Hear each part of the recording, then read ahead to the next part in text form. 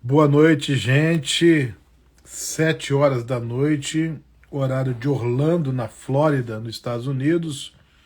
8 horas da noite, horário de Brasília, no nosso queridíssimo Brasil. Estamos iniciando aqui essa live que visa um bate-papo muito interessante sobre a Bíblia Sagrada na perspectiva da história, na perspectiva da arqueologia, portanto, das ciências bíblicas. Então, daqui a pouquinho vai entrar aí o doutor Rodrigo Silva, que é doutor em arqueologia, uma das maiores autoridades do nosso tempo no Brasil, em matéria de história bíblica, arqueologia bíblica. E nós vamos conversar com ele sobre a palavra de Deus e alguns temas muito interessantes em torno das escrituras sagradas, né? A sua revelação e também a sua historicidade. Então, se você conhece gente que gosta de tramitar por esses mares, pode ir dando um toque aí, vai entrando lá no Facebook do pastor Lécio Donas, PR Lécio, para essa live que promete ser muito interessante aí com o doutor Rodrigo Silva. Sabe, tudo que tem a ver com a Bíblia me atrai, tudo que tem a ver com a Bíblia me encanta, me chama. E quando eu percebo meandros, quando eu percebo, sabe, avenidas para a gente trilhar e conhecer mais e difundir mais e espalhar mais a palavra de Deus, e aí eu vou logo, eu vou fundo.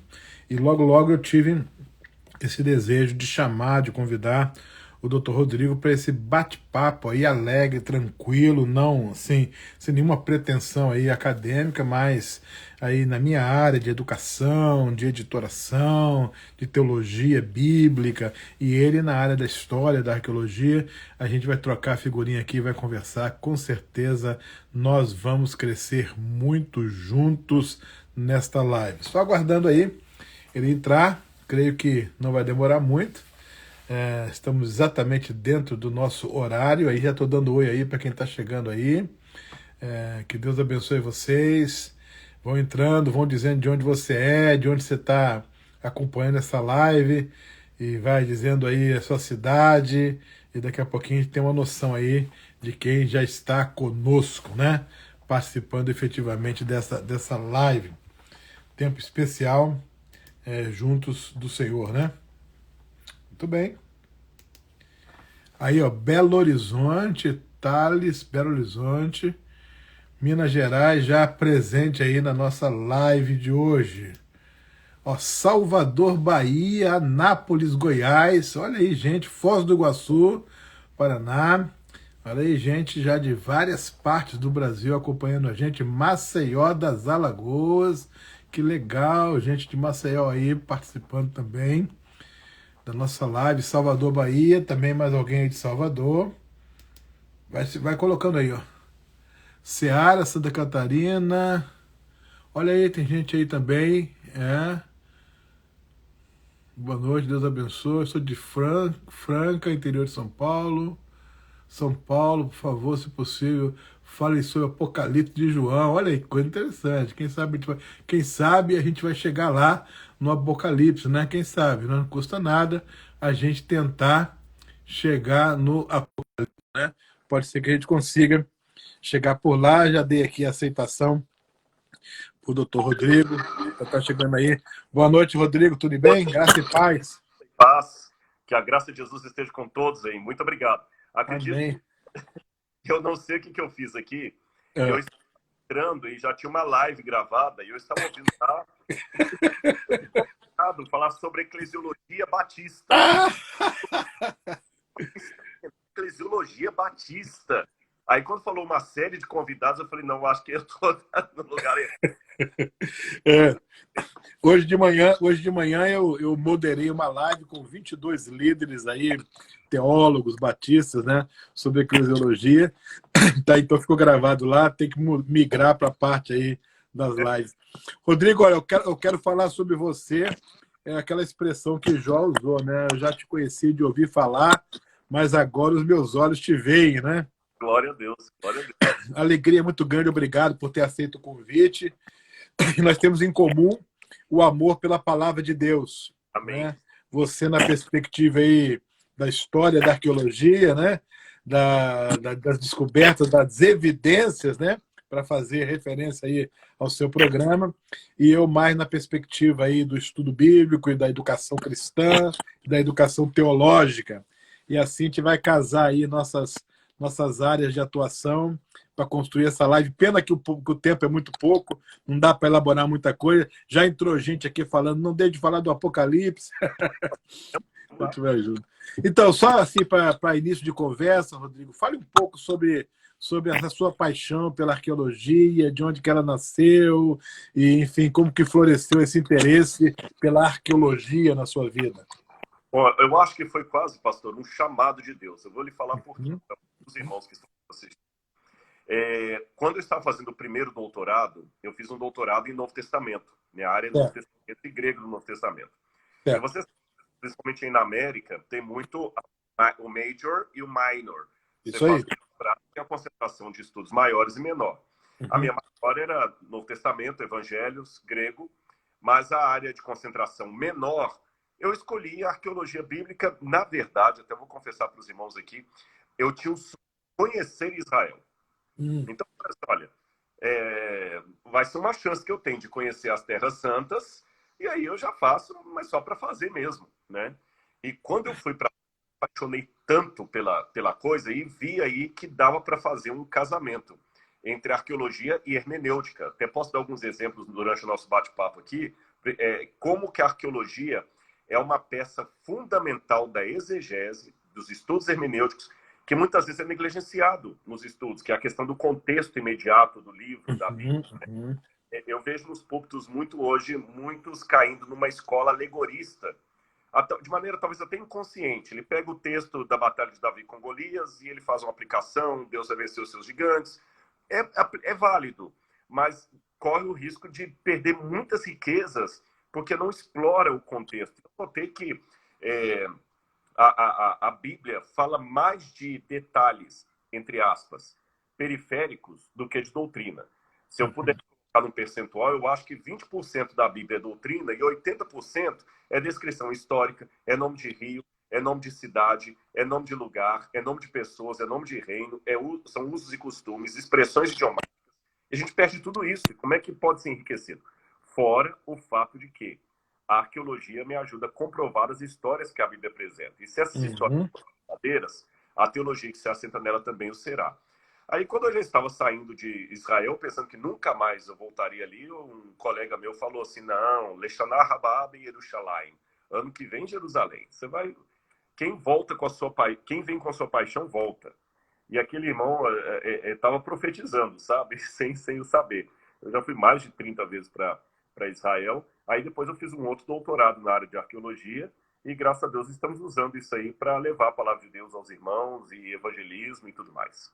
Você sabe que tem um amigo meu que trabalha num programa de televisão onde tem um líder religioso que responde perguntas que as pessoas mandam para ele. E o trabalho desse meu amigo, Rodrigo, é selecionar as perguntas. Eu estava conversando com ele, ele falou assim, Lécio, interessante, cada pergunta que chega, rapaz, você não vai acreditar. Eu falei, dê um exemplo aí. Ele falou, uma senhora escreveu uma carta para a pessoa responder, para o líder, ele disse assim, olha, eu acho, pergunta da mulher, né? Eu acho que Jesus não foi muito inteligente quando ele foi escolher os apóstolos dele. Onde já se viu escolher Judas para ser um apóstolo? Aquele traidor. E Pedro, aquele impossível, onde se viu? E olha só, Jesus deixou de fora Moisés, deixou de fora Elias, deixou de fora Abraão, deixou de fora Josué. Ele perguntou por que Jesus deixou de fora Abraão, Josué, Elias e colocou Pedro, Judas. Ele começou a rir, né? E falou assim, como é que pode a pessoa fazer uma pergunta dessas? Aí eu estava refletindo, eu falei com ele assim, eu sei por quê, eu acho que eu sei por que essa mulher fez essa pergunta. É porque ela liga a televisão e tem uma pessoa falando assim, seja como Elias, mas não diz quando Elias viveu, qual foi o contexto que ele viveu, qual foi a época da história. Aí a mulher fica achando que Elias, Jesus, Paulo, Josué moravam no mesmo condomínio, fazia churrasquinho no sábado, todo mundo junto e tal. Acho que ela não tem aquela visão histórica, isso que você falou aí, né? A visão do contexto, da localização histórico-geográfica do personagem, dos fatos, né? Aí sim extrair lições, né? E com verdades e valores e princípios que se apliquem à nossa vida. E a arqueologia, sem dúvida alguma, é uma grande ferramenta, não apenas para a comprovação de fatos bíblicos, mas para o que você falou aí com muita propriedade, para ajudar no processo de hermenêutica, de interpretação das Sagradas Escrituras. Isso é muito especial. A Bíblia é mais palavra de Deus quando essas comprovações acontecem, né? E vou contar, pastor, é engraçado, né? Às vezes a gente aprende com os de fora. Uma vez eu evangelizei um ateu, ele aceitou Jesus antes de morrer. Mas eu vou falar quem que era esse ateu. Eu estou hoje no Rio de Janeiro, eu tive que fazer uma viagem para o Rio, então eu estou em minha casa em São Paulo. E ele que iluminou o Cristo Redentor aqui do Rio. Ele, a Pacaembu não, a escola de samba ali do Rio, né, Sapucaí, se eu não me engano. Sapucaí, que iluminou várias novelas da Globo. O nome dele é Peter Gasten, um alemão. E quando eu conheci, ateu, trabalhava com Oscar Niemeyer, e alemão, ateu, ele falou assim, olha, para eu entender Bíblia, ele nem aceitava Deus, depois, graças a Deus, morreu convertido. Ele falou assim, a primeira coisa que eu quero de você é o seguinte, eu quero um atlas e uma linha do tempo. Porque se você vai me explicar esse livro, para minha cabeça de alemão, eu tenho que entender quando isso aconteceu e onde. E em que sequência? Eu falei assim, mas uma coisa, o que ele está falando é que os meus professores ensinavam, pena que agora eu não lembro, que até o autor era Batista, era dos livros da Juerp. Tinha um deles, que era aquele Zé da Silva, um pregador leigo. Jerry Key. E tinha vários livros deles aí e tal. E eu lembro da ênfase que esses autores davam em pregação expositiva, que é o que os pastores fazem, que dá trabalho. E eu pensei, o que está pedindo aqui é a pregação expositiva. E eu comecei a botar isso em prática e estou tentando, pastor, para a honra e glória de Jesus, eu acho que tem dado certo. Não somente para ganhar pessoas para Cristo, mas para reforçar a fé de irmãos que já estão, porque eu acho que o que a gente evita perder, é ganho. Se essa mensagem que nós vamos trocar aqui reforçar a fé de um membro da sua igreja, eu posso considerar que fiz um trabalho missionário com ele, porque de repente claro. Por causa disso. Então, eu acho que o meu objetivo é duplo. Ganhar para Cristo que não são de Cristo, e os que já são, reforçar a fé neles. Isso mesmo.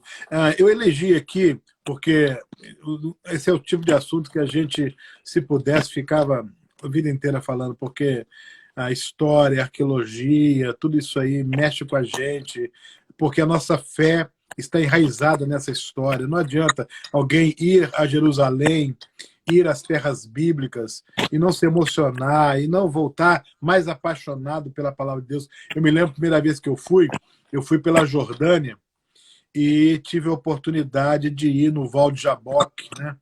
Rapaz, você entra naquele lugar ali, aquilo ali, e você remete na história, o que aconteceu, aquilo ali é extraordinário, né?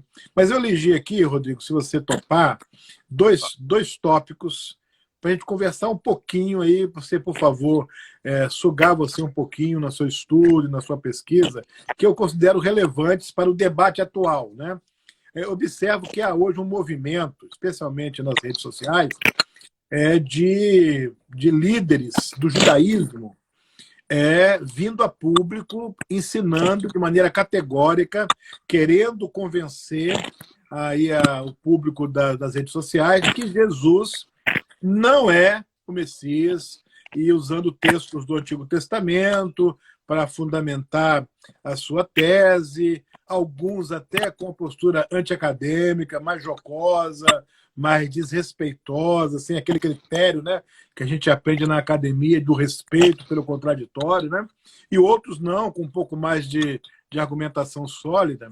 Mas, assim, o Rodrigo Silva, arqueólogo, historiador, gente que lida com isso, Yeshua HaMashiach, Jesus é o Messias, fale um pouco sobre isso, à luz das comprovações científicas, históricas. Eu sei que não dá tempo de dar uma aula, mas apenas para satisfazer aí as pessoas que estão acompanhando a gente sobre esse tópico que está muito aí em evidência hoje na internet.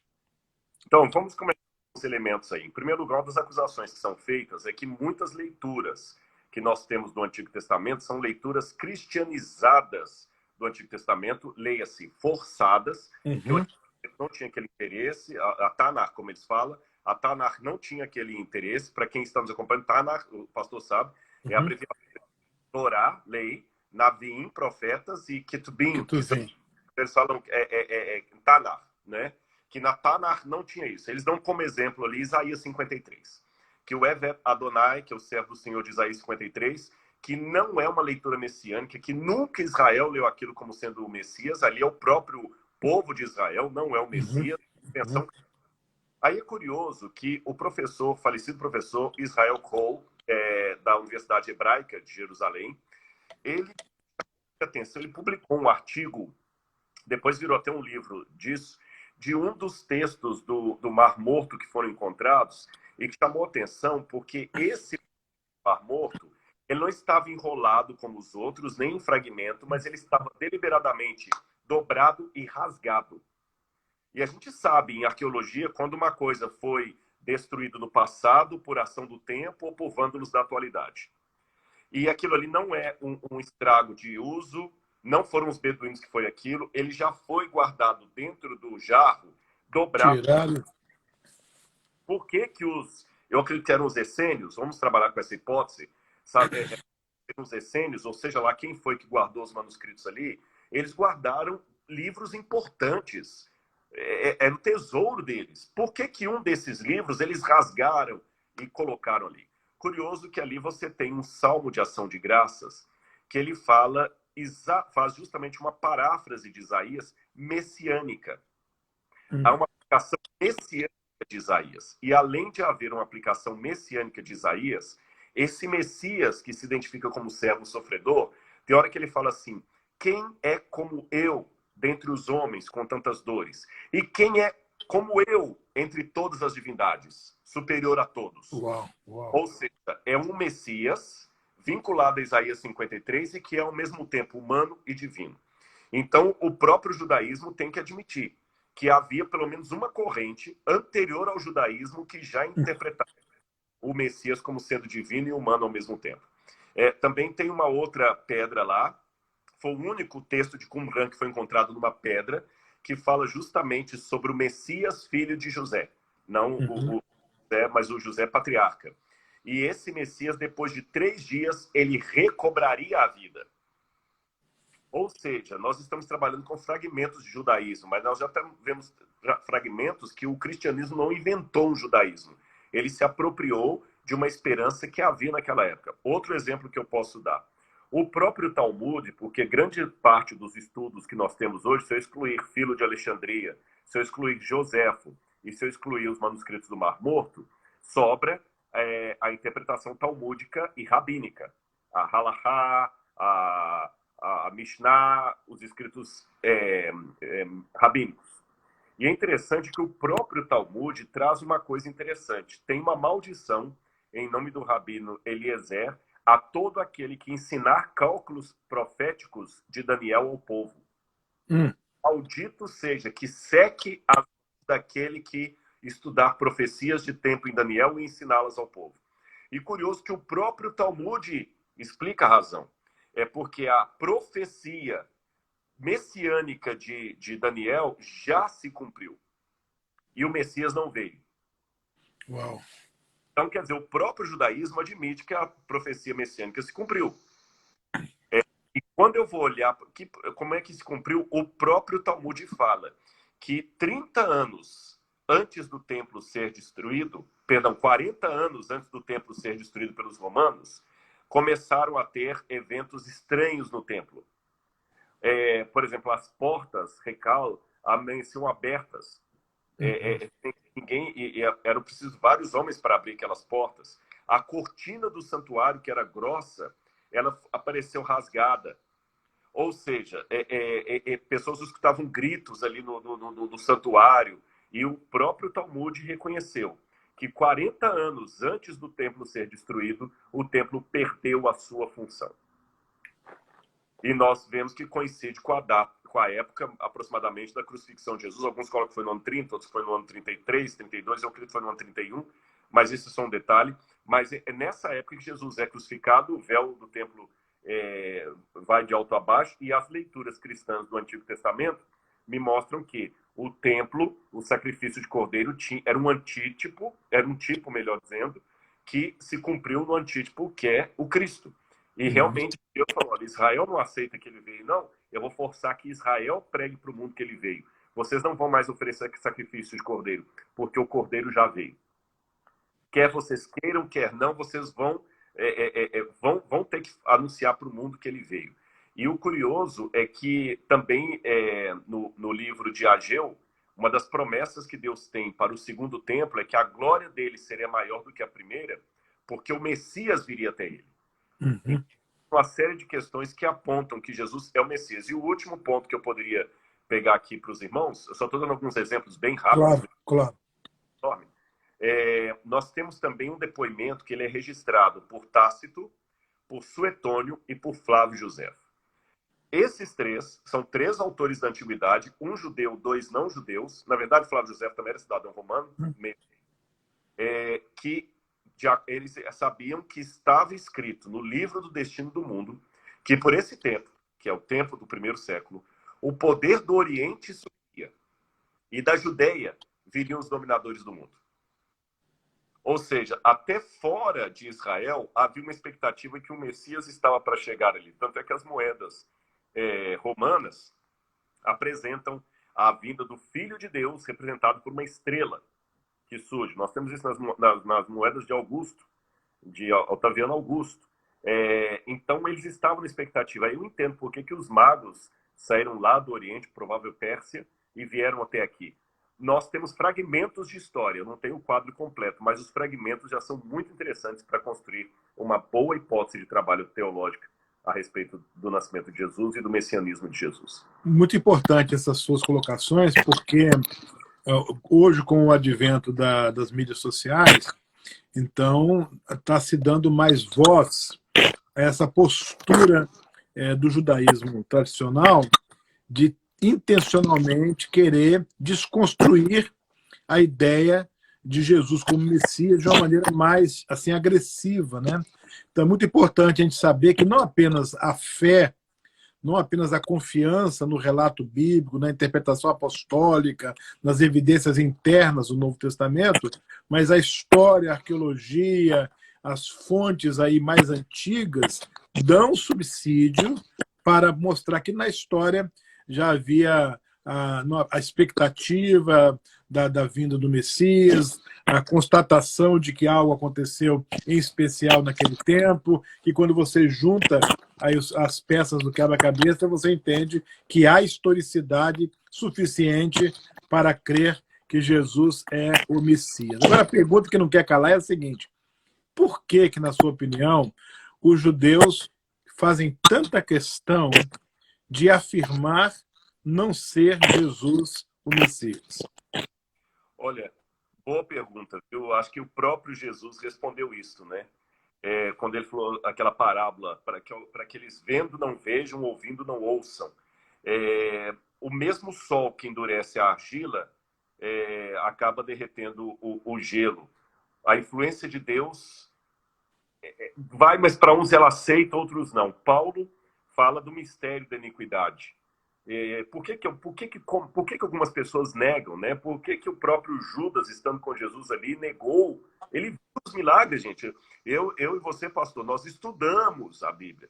Judas viu com os próprios olhos e mesmo assim traiu. Eu não consigo explicar isso. Eu acho que nós vamos gastar a eternidade. Somos confiar na justiça de Deus. Agora, por outro lado, me chama a atenção que por que Jesus incomoda tanto? Eu vou dar uma resposta provisória, já que eu admiti para os irmãos aqui que teologicamente eu não tenho uma resposta para dar. Por que as pessoas decidem para algo? Eu sei que elas tomam decisão. Por que o pastor Lécio é um pastor, um pregador do evangelho, e talvez você tenha um outro parente, ou amigo, ou irmão de igreja que cresceu junto com você e hoje é um ateu? O que aconteceu que você tomou uma decisão ao lado de Jesus e alguém que cresceu, conviveu com você? Não sei. Eu sei que as pessoas decidem. Como não sou calvinista, eu acredito no livre-arbítrio, eu só não sei explicar as raízes dele, mas que elas decidem. Agora, chama a minha atenção que na psicologia diz que quando você tem um problema emocional muito sério, alguma coisa mais, o que acontece? Os nossos traumas são uma maneira, o recalque é isso, uma maneira de esconder todos os traumas para não doer. O que não é bom do ponto de vista terapêutico, que a pessoa às vezes tem que enfrentar os seus fantasmas, ele tem que abrir aquele poço mal cheiroso das suas emoções e botar para fora. Às vezes uma forma que uma menina tem de vencer o trauma de um estupro é elaborando, falando do estupro, vivência com um profissional da área. Quem é psicólogo sabe do que eu estou falando melhor do que eu. Então, mas há uma resistência, porque o trauma está tão guardado ali que quando você entra com a cura, ele tem a mesma reação de um organismo quando é transplantado. Você tem um órgão transplantado, tem que tomar remédio para evitar a rejeição, porque o organismo interpreta como sendo um corpo estranho e fica tentando empurrar para fora o que está ali para lhe salvar. Com a vida espiritual não é muito diferente da vida emocional. Quando nós temos um pecado, uma situação errada perante Deus, quando a lei de Deus, a graça de Deus, o chamado de Deus vem me jogando na cara que eu estou errado, a tendência é negar. É como criança que, às vezes, para não tomar injeção, coloca a mãozinha para trás e fala que já sarou, quando não sarou. Então, o que acontece? Jesus mostra para Israel o erro deles. Ele ecoa através dos séculos que ele tentou reuni-los como uma galinha reúne seus pintinhos e eles não deram vazão. Então, quando ele vem agora, eles fazem da mesma forma que a criança, escondendo o machucado para não tomar injeção, da mesma forma que o traumático, na sessão de terapia, dando desculpas para não enfrentar o problema, da mesma forma que o pecado acariciado de alguns é encoberto. Então, eles preferem negar mais a Jesus. E o curioso disso é que eles, pegando carona na própria frase de Jesus, eles com o mosquito engolem o camelo. Por quê? Porque o irmão já foi em Israel e vê lá no aeroporto de Tel Aviv, você tem lá um monumento a Lubavitch, que morreu em Nova York e nunca pisou em Israel, nunca fez um milagre, um judeu ortodoxo que nunca nem pisou em Israel, e muitos judeus acreditam que Lubavitch era o Messias. E você vai lá no aeroporto, o pessoal fica te oferecendo tefilim lá para orar e tudo mais. Enquanto nós estamos tendo esse bate-papo aqui, essa semana está sendo anunciado um novo Messias. Não sei se o pastor está sabendo disso. Não. Os grandes mestres do rabinato de Jerusalém estão dizendo que o Messias já está entre nós. Alguns já falaram que essa seria o último Rosh Hashanah sem o Messias. Eu sei que o nome dele é Davi. O primeiro nome dele é Davi. Eles estão dizendo que tem algumas crianças autistas lá que estão se comunicando porque estão tendo visão. E já está aparecendo um novo Messias aí lá em Jerusalém. Tá muita gente. Esse. Eu, Rodrigo, como acredito em Yehoshua, Nazaré, eu acredito, Bar Nazaré, né, de Nazaré, eu acredito ainda que é um cumprimento profético do que Yeshua falou. Haverá vir falsos mestres, e nós estamos vendo isso aí. Mas eu ainda acho que Deus tem um lugar especial para o povo de Israel que ele tanto amou. Ele ainda vai fazer muita gente boa e sincera ali, como Paulo. Está faltando as escamas dos olhos caírem. Mas vai cair. Muito bem, já deu para saciar não apenas a curiosidade, mas para mostrar que tem briga dos dois lados, né? Não é isso que estou falando aí, que se deve engolir a seco, pelo contrário, vamos estudar um pouco mais a fundo para ver que a história, a ciência estão do lado da verdade, graças a Deus. Outro tópico que eu elegi aqui, desculpe aí cansar você, Rodrigo, mas é a questão do templo, né? O mistério do templo, né? O templo foi construído por Salomão, foi destruído, reconstruído, destruído de novo, resta um pedacinho de muro lá que já dá muito trabalho, mas está no imaginário popular a minorá de ouro já está lá colocado na praça lá, não é? E há uma certa conspiração, um alimento nas ruas de que aquela mesquita que está lá na rocha ela vai ser destruída e que um novo templo vai ser erguido ali, naquele lugar, ou perto dali, né? Aquele mistério de onde está a Eira de Araúna, né? Onde, qual é a localização certa ali. Como é que a gente trabalha, como é que o debate hoje está lidando com essa questão desse provável novo templo judaico ali no monte onde Abraão né? teria sacrificado, iria para sacrificar Isaac, né?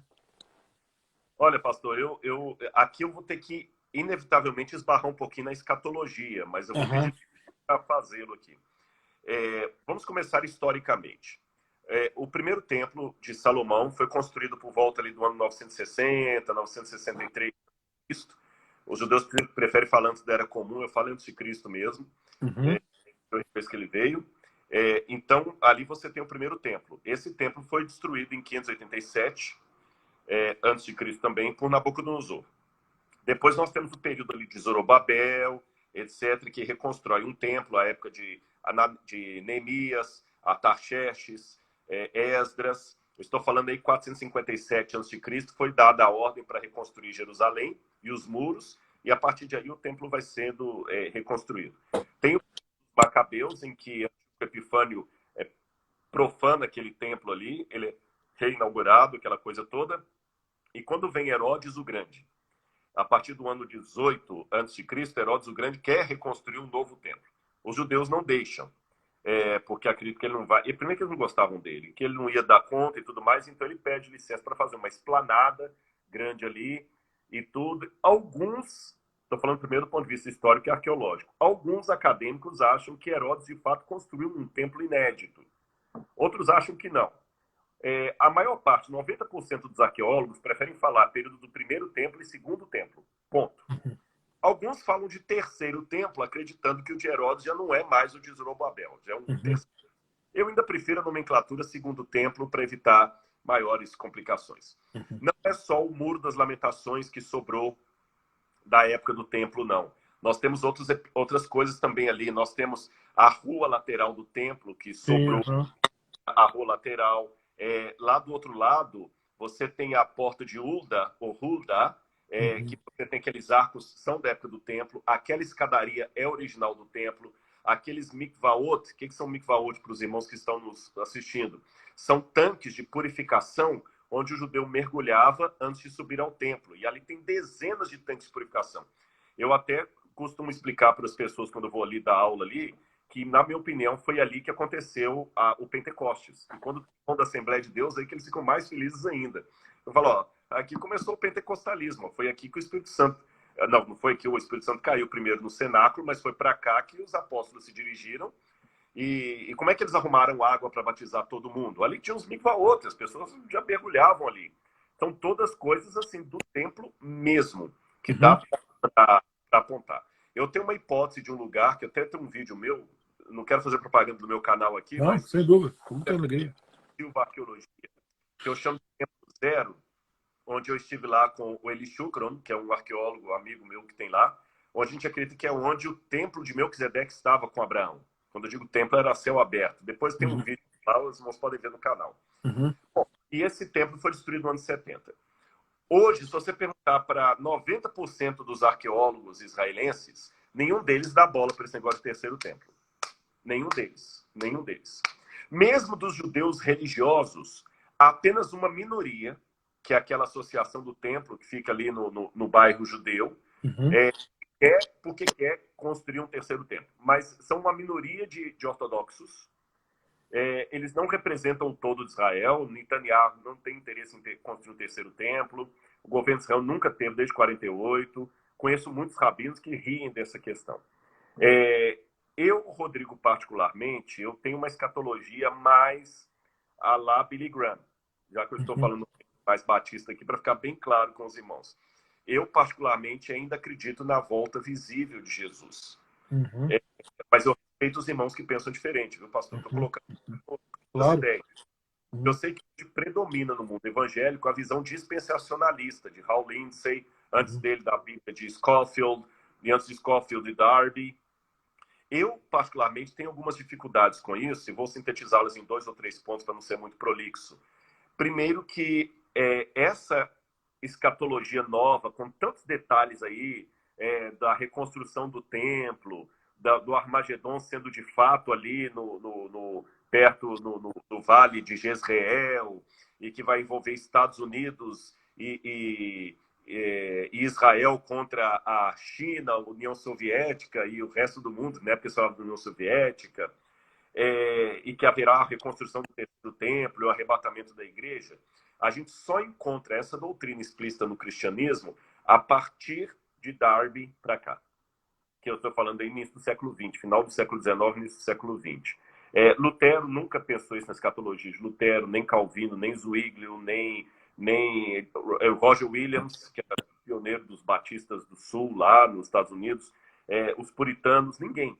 Isso começou justamente interessante, porque no catolicismo, você tem Francisco Rivera, que era um padre dominicano, que ele queria tirar essa ideia protestante do papado, ser confundido com Apocalipse 13. Então, ele começou a projetar a linha de interpretação apocalíptica futurista.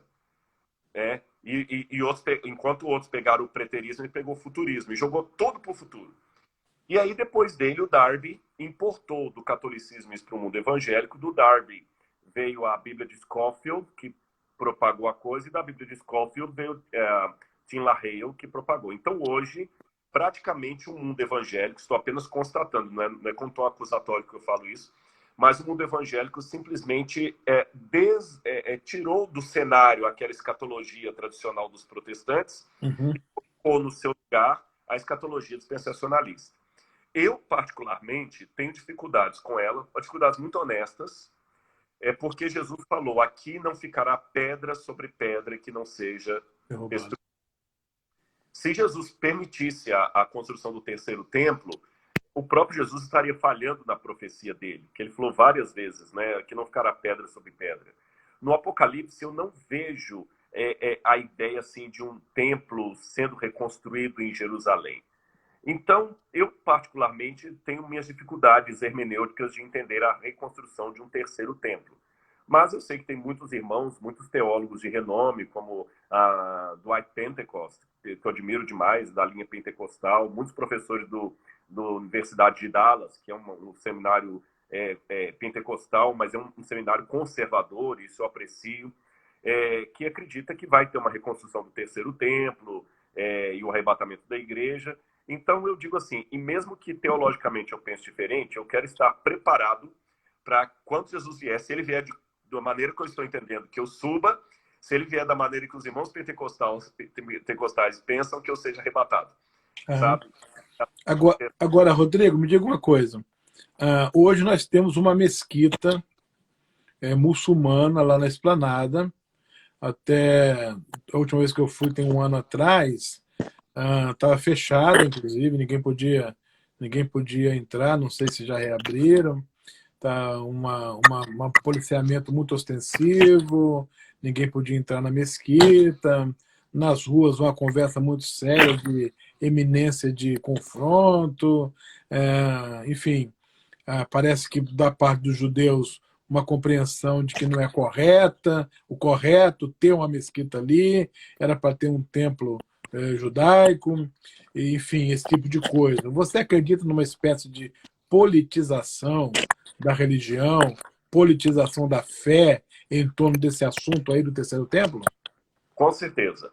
Na verdade, sim e não. Eu vou explicar o porquê do sim e o não. Como é que surgiu aquilo ali? Na verdade, muitas pessoas confundem. Quando o pastor fala mesquita, está falando de Al-Aqsa. Os mapas de Israel vêm... eu estou falando para quem talvez nunca foi lá, para o pessoal de casa ter uma ideia. Claro. Aquele domo da rocha, que é aquela cúpula dourada, e do lado você tem uma outra cúpula escura. Aquela cúpula escura que é a mesquita de Al-Aqsa. Al-Aqsa significar o que está distante ou o que está na esquina. Ela tem o nome Al-Aqsa porque eles acreditam que foi ali que Maomé amarrou a jumenta dele, enquanto ele subiu para ter uma visão com Abraão, Moisés e Isaac e Jesus. Jesus, Moisés e Abraão. E eles o convocaram a fundar o Islã. Dali ele é assunto ao paraíso, depois volta e continua sua viagem para Medina. Então, aí construíram a mesquita de Al-Aqsa ali. E o Domo da Rocha, ele foi colocado ali em 692 depois de Cristo, quando os muçulmanos tomam realmente Jerusalém, não é? E ficou ali por muito tempo. Quando teve a Guerra dos 6 Dias, que Jerusalém foi tomada em 1967, o herói de guerra do judaísmo, que é o Moshe Dayan, que nós arqueólogos odiamos esse homem, mas ele é herói de guerra, mas era ladrão de antiguidades. E o Moshe Dayan viu, ele era o estrategista da época. Então ele viu que Israel estava com muita, assim, não estava com tantas baixas, mas recebeu muita pancada, porque Israel lutou de uma só vez com a Jordânia, o Egito, a Síria e o Líbano. Então foi muita pancada que Israel ganhou, era um Davi contra Golias de novo. Então o que acontece? Depois que eles conquistaram Jerusalém e as colinas de Golã, eles estavam muito enfraquecidos para entrar numa outra guerra. Então Moshe Dayan percebeu, se eu agora brigar pelo Domo da Rocha e a mesquita de Al-Aqsa, aí que o mundo árabe vai vir aqui com fogo e a gente não vai aguentar. E o Moshe Dayan era ateu. Diga-se de passagem, a maior parte daqueles que fundaram o Estado de Israel, os pioneiros aí, Ben Gurion, Golda Meir, o próprio Moshe Dayan, Herzl, que escreveu o Estado Judeu, o movimento sionista, eram socialistas e ateus. Por isso que muitos judeus ortodoxos não reconhecem o Estado de Israel, porque eles acreditam que o Estado de Israel vai ser construído pelo Messias e não pelo socialismo. Lembra que até tinha um grupo de judeus tirando foto com o Ahmadinejad do Irã, naquela época? Então, o que acontece? Eles trouxeram o Estado de Israel, mas eles não estavam nem aí para a Bíblia, profecia, religião. Então, pessoal, olha, quer saber? Eu vou ser...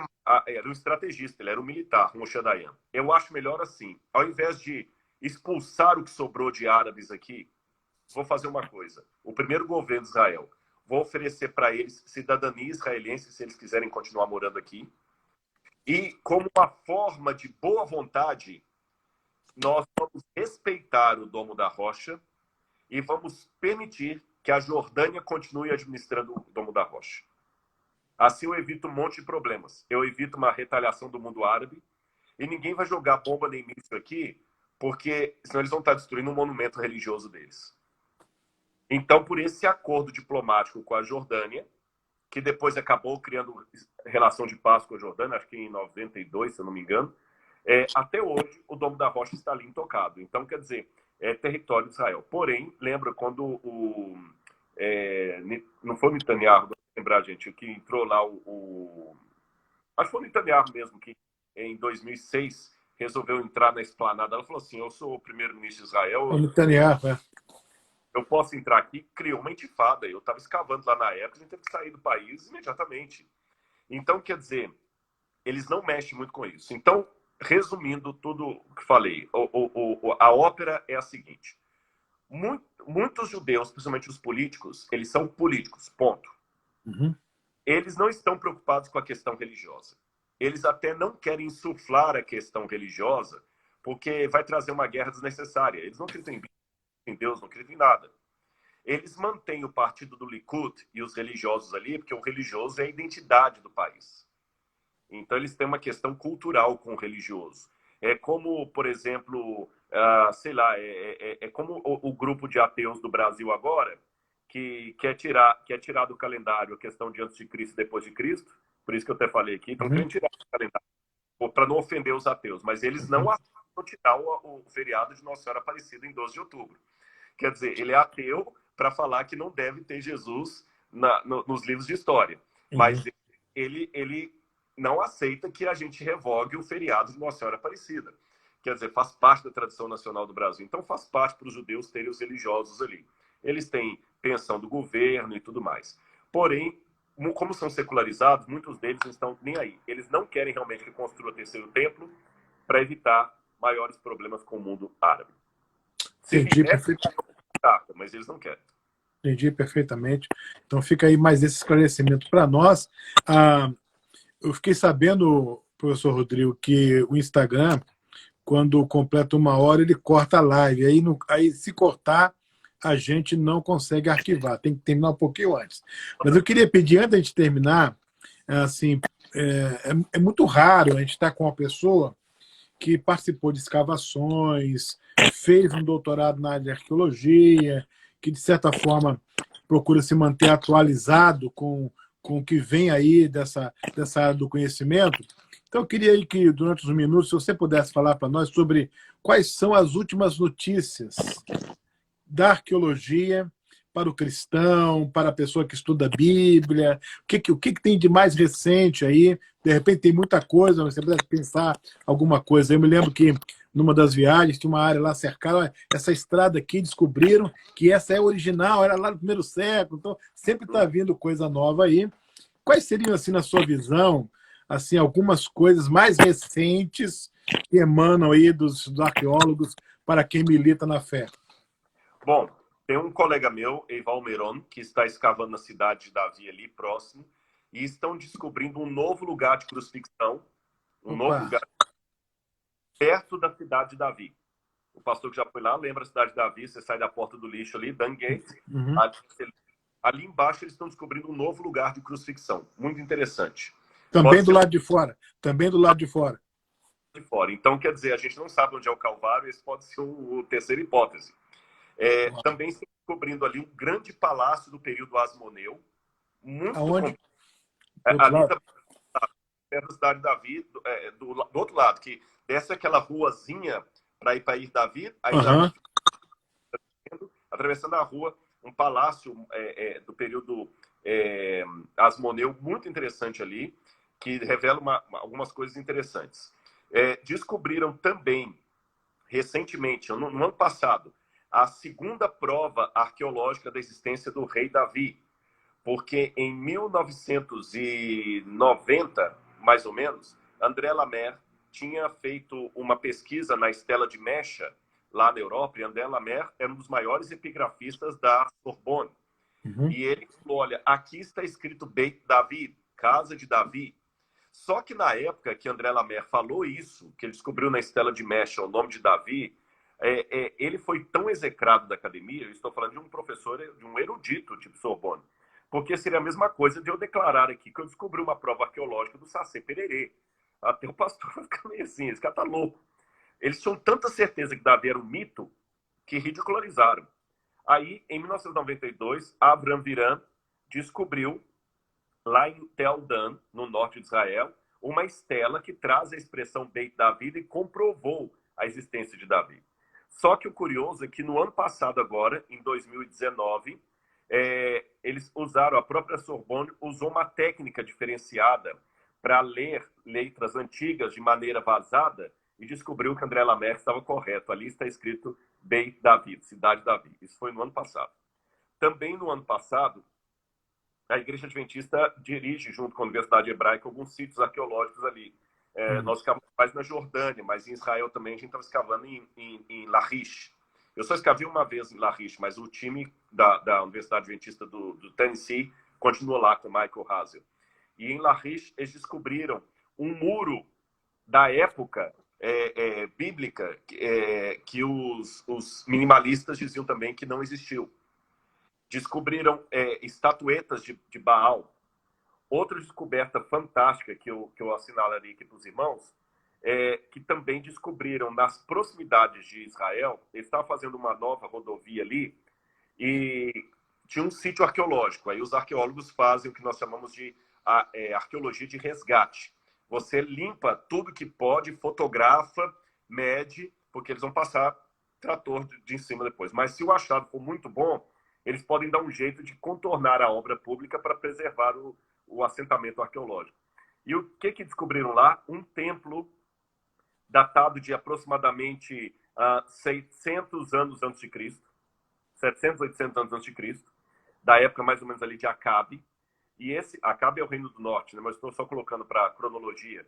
E esse templo, primeiro é o templo de Tel Motzar. Ele ficava a 8 quilômetros do templo de Jerusalém. e era um templo pagão no sentido mais exato da palavra. E o curioso é o seguinte, o que estava um templo pagão funcionando em pleno funcionamento litúrgico a 8 quilômetros do Templo de Jerusalém?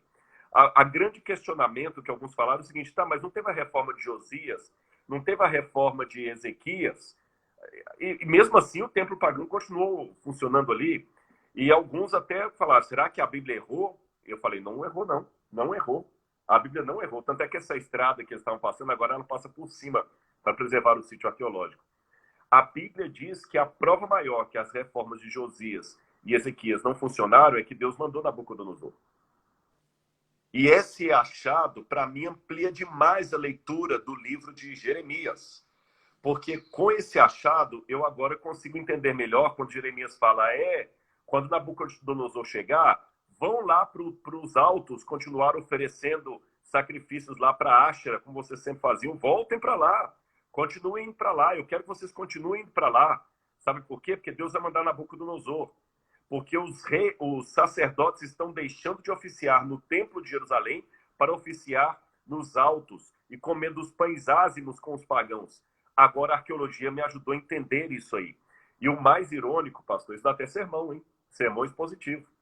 É que, por alguma razão, Nabucodonosor destruiu o templo de Jerusalém, mas o templo de Tel Motsar foi poupado. Ele foi apenas abandonado, mas ele não foi destruído. Ou seja, a arqueologia me conta um pedaço da história que a Bíblia não contou, mas lança, além de confirmar o texto, lança luz sobre ele. Olha a ironia de Deus. Já que vocês estavam abandonando o templo de Jerusalém para ir ficar no templo de Tel Motsar, significa que o templo de Jerusalém não era mais importante para vocês. Então eu vou proteger o templo de Tel Motsar e vou deixar Nabucodonosor destruir o templo de Jerusalém. E Deus pode com a igreja hoje, se nós não formos fiéis. E o último achado que eu poderia dar para os irmãos aqui, há vários outros, mas apenas mais um último aqui. Aliás, dois, rapidinho aqui. Em um minuto eu falo os dois. O primeiro deles foi que lá em Laquis, ou Lachish, onde eu falei que a Universidade Adventista está escavando ali, numa das portas de Lachish foi encontrado uma coisa interessante. Um altar pagão depredado. Esse altar estava de ponta cabeça e em cima dele uma pedra com um buraco no meio, um mictório. O que estaria fazendo um mictório em cima de um altar depredado na porta da cidade? Quando você vai lá no livro de Reis, você vê que quando teve as reformas religiosas lá de Jeú, ele mandou quebrar os altares de Baal que ficavam à porta e os transformaram em latrina até os dias de hoje. Quer dizer, até os dias do profeta, né? Até o tempo bíblico. E isso foi encontrado agora, no ano passado, em 2019. E em 2019 também eles acharam duas coisas diretamente ligadas a personagens da Bíblia. Descobriram um selo quebrado, onde você tem o nome Lechayahu, pertencente a Isaías. Tá faltando o Aleph. Se tiver o Aleph, eu falo Lenavi, pertencente ao profeta. Só que está quebrado. Temos uma possibilidade de ser um selo de Isaías. Não é uma certeza absoluta, mas uma possibilidade. E no Heródium, eles encontraram também um anel que já estava desde os anos 60 no Museu de Israel, mas só agora, no ano passado, foi através de uma câmera microscópia, viram que estava escrito no anel, e o anel pertenceu a Pôncio Pilatos. Então, nós já temos duas comprovações arqueológicas da existência de Pilatos. A pedra de Cesareia Marítima, que está no Museu de Israel, e esse anel que foi encontrado no ano passado. Foi encontrado nos anos 60 e lido no ano passado. Extraordinário, extraordinário. Eu gostaria de estimular todo mundo que está acompanhando aí a nossa live para entrar no canal do professor Rodrigo Silva, muitos vídeos, há um verdadeiro curso ali de arqueologia, muito material de interpretação da Bíblia. Vá lá, beba dessa fonte gratuita que está à disposição de todo mundo aí. Eu quero te agradecer, professor Rodrigo, com muito carinho, a sua gentileza, esse bate-papo, dá vontade de a gente fazer toda hora, porque é extremamente útil. Eu estou acompanhando aqui as pessoas escrevendo, que coisa maravilhosa, deixa a live gravada, porque a sede do povo pelas chamadas ciências bíblicas é muito grande, né? Durante muitos anos a gente aprendeu tudo isso nos seminários, na academia, mas agora o povo quer, ele quer conhecer tudo isso, e uma live dessa ajuda muito. Quero te agradecer, que Deus te abençoe muito, seu trabalho, sua família e seu ministério, que eu sei que é muito intenso, e o seu programa lá, Evidências, que tem sido uma verdadeira bênção para o povo todo. Suas últimas palavras aí, antes da gente encerrar. Olha, meus irmãos, eu agradeço a todos. E, pastor Lécio, eu sei que o senhor mora na América, não é? Isso. Mas quando vier ao Brasil, quiser conhecer o Museu de Arqueologia do NASP, é só marcar. Vai ser Quero conhecer. Quero conhecer, sim. Quero até participar de uma das suas viagens, quando você for visitar sítios arqueológicos. Eu quero ir também para mergulhar um pouco mais, se você permitir, Rodrigo. Vai ser um prazer. Que Deus abençoe muito. Eu agradeço a todos os irmãos, que a graça de Deus esteja com todos. Eu conto com a oração de vocês, para que o Espírito Santo possa sempre estar conosco e em breve vermos Jesus voltando. Amém. Que o Senhor te abençoe e te guarde, que o Senhor faça resplandecer o seu rosto sobre ti e tenha misericórdia de ti, que o Senhor sobre ti levante o seu rosto e dê a paz. Amém. Um abraço a todos, Deus abençoe a todos. A live fica gravada lá no Instagram, é só você ir lá a qualquer momento, que vai estar lá no IGTV, para você ler, ver, rever e rever. Um grande abraço, Rodrigo, muito obrigado, tá? Fique com Deus. Tchau, tchau.